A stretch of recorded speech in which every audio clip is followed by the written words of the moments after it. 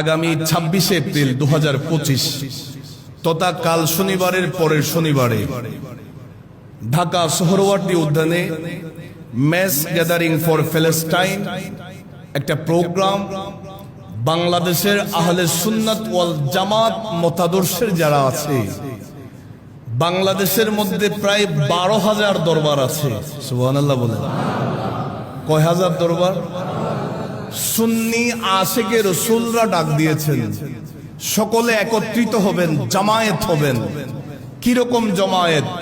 আল্লাহ বলেছেন ওয়াতাসিমু বিহাবলিল্লাহি জামিআন ওয়ালা তাফাররাকু, তোমরা আমি আল্লাহর রশিকে ঐক্যবদ্ধ হয়ে মজবুত ভাবে ধরো, তোমরা একত্রিত হয়ে ধরো। ওয়ালা তাফাররাকু, বিচ্ছিন্ন হইও না, আলাদা হইও না।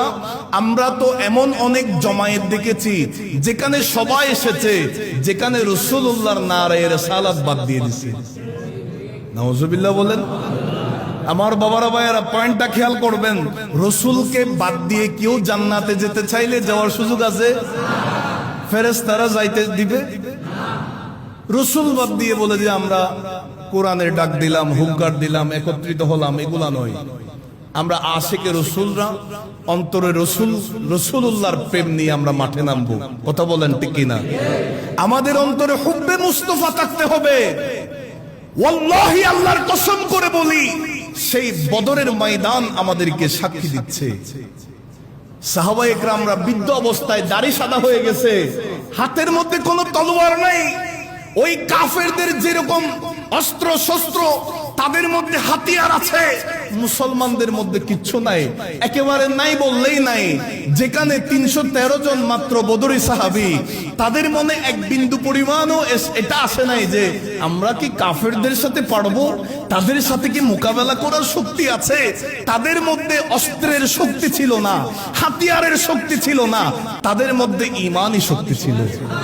তাদের মধ্যে দুনিয়ার কোনো হাতিয়ারের শক্তি ছিল না, তাদের কলবের মধ্যে হুব্বে মুস্তাফা ছিল। ময়দানে নেমেছে, আল্লাহর পক্ষ থেকে রহমত এসেছে, আল্লাহ ফেরেশতা নাজিল করে দিয়েছেন। সেই বদরের ময়দানে মুসলমানেরা ইসলামের পতাকাকে উড্ডীন করেছে। চিৎকার দিয়ে বলি সুবহানাল্লাহ। সুতরাং সকলকে আমি আজকের এই জুমা থেকে দাওয়াত দিচ্ছি, আগামী 26 এপ্রিল 2025 ইংরেজি শনিবার ঢাকার সোহরাওয়ার্দী উদ্যানে বাংলাদেশের সমস্ত দরবার থেকে এই হুঙ্কারটা দেওয়া হচ্ছে, এই আহ্বানটা জানানো হচ্ছে, দাওয়াতটা দেওয়া হচ্ছে। সকল আশিকে রাসূল, আলেম ওলামা, আশিকে রাসূল সকলে একত্রিত হবেন।